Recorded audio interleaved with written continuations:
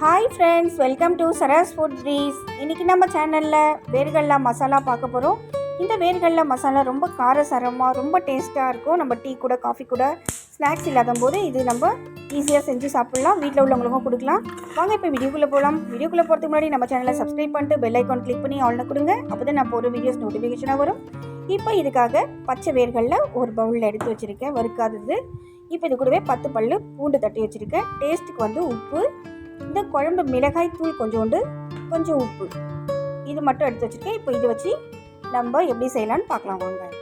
இப்போ ஒரு கடாய் வந்து வச்சுருக்கேன் அடுப்பில். இப்போ இது நல்லா சூடாயிடுச்சு. இப்போ தேவையான அளவுக்கு எண்ணெய் விட்டுடலாம். எண்ணெய் விட்டுட்டு இப்போ இது கூடவே வேர்கடலையும் போட்டுடலாம். இப்போ போட்டு இந்த எண்ணெய் கூடவே நல்லா மிக்ஸ் பண்ணி ஒரு 10 நிமிஷம் நல்லா வறுத்துடலாம்.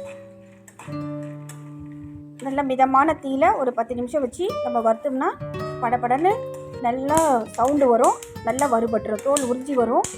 அந்த ஸ்டேஜில் வந்து நம்ம உப்பு இதெல்லாம் போட்டு மசாலாலாம் போட்டு ஃப்ரை பண்ணிக்கலாம். இது ஒரு 10 நிமிஷத்துலேயே ரெடி ஆகிடும். இப்போ இது ஒரு பொன்னிறமாக வறுபட்டுச்சு. இப்போ நம்ம டேஸ்ட்டுக்கு உப்பு போட்டுடலாம். உப்பு போட்டுட்டு ஒரு 30 செகண்ட் நம்ம ஃப்ரை பண்ணிவிட்டு மிளகாய் தூள் தட்டி வச்சு பூண்டியும் போட்டுடலாம். இப்போ இது 30 செகண்ட் ஆகிடுச்சு. இப்போ நம்ம மிளகாய் தூள் போட்டுடலாம். காரம் நீங்கள் பார்த்து சேர்த்துக்கோங்க. காரம் நல்லா இருந்தால் தான் செம்ம டேஸ்ட்டாக இருக்கும். இந்த பூண்டு நல்லா தட்டி போட்டோம்னா ரொம்ப வாசனையாகவும் நல்ல காரசாரமாக இருக்கும் இந்த ஸ்நாக்ஸு. இது வந்து ரொம்ப சீக்கிரமாக நம்ம ரெடி பண்ணிடலாம். ஒரு 10 நிமிஷத்துலேயே ரெடி பண்ணலாம், டீ போகிற டைம்லேயே. இப்போ ஒரு பிளேட்டுக்கு மாற்றிடலாம். இது ஆறின பிறகு தான் நம்ம சாப்பிடணும். ரொம்ப சூடாக சாப்பிடக்கூடாது, பல்லெல்லாம் சொத்தையாயிடும். இப்போ இது நல்லா ஆறின பிறகு நம்ம ஒரு டீயோ காஃபியோ போட்டு சாப்பிட்டோம்னா நல்ல காரசாரமான ஸ்நாக்ஸ் ரெடி. நம்ம வீட்டில் உள்ளவங்களுக்கும் கொடுக்கலாம், நம்மளும் சாப்பிட்லாம், ஹெல்த்தியாக இருக்கலாம்.